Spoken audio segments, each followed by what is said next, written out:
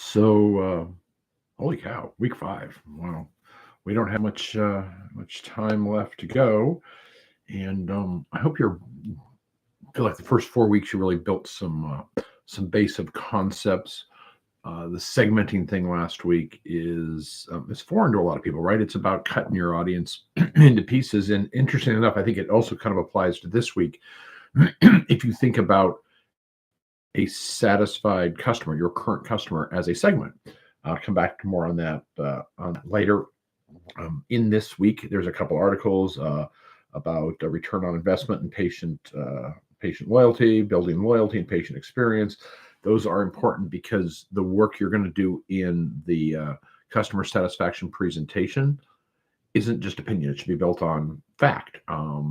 Statistics you can find about the value of a patient, the cost to acquire new, build on these things, use these sources to bring it in. Because when you do this assignment, in the hypothetical, you're joining a committee that is kind of not sure they should be doing this stuff anymore. And you've got to really help them understand the economic and business case for why you want your customer happy. It's not a case that is built on your project topic. So go with the hypothetical here. But you get the idea. You're coming in and say, this is why this matters. And these are the things we can do. And these are the ways we'll learn more about it. So you'll get some of that from the course material. You get some of that from the text. Some of it you should just go out and get either in things specific to the industry or general readings. But it's a great place to show me what you can bring in to add to it, just like you would to this committee who's now added you, which is an interesting proposition, right? It's also a chance for you to practice presentation. So the way you do this presentation, from the time to the fact that it's PowerPoint with little you in the box talking to me, is also how you'll do the final.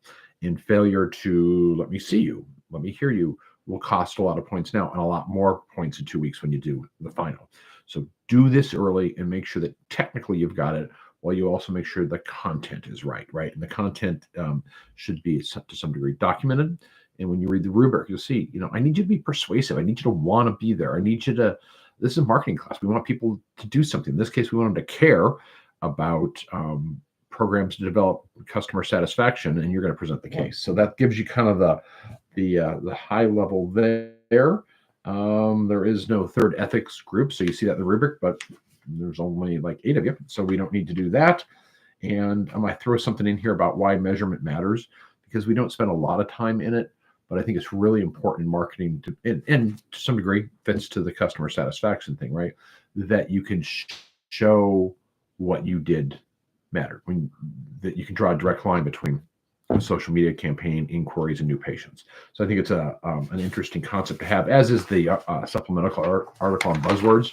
Just because people use them so much and you hear them so much and all that kind of stuff, I think it's kind of fun just to see someone throw it on the bus. So you only have a couple more weeks left. This week is the one time you're not going to be talking about your project topic. You might want to look ahead to next week and building tactics and all that, because the sooner you do it and get it in, the sooner I can get it back to you, the sooner you can build your final the week after as we accelerate down the hill. I hope you're enjoying it. If you got questions especially about getting ready for the final and how to finish strong, it'd be a good time to fire them at me, because when we get to that last week, you're kind of on your own. Look ahead, look forward, look back, read the rubric this week for this assignment. Do great, and I look forward to seeing you tell me why customer satisfaction matters. Thanks.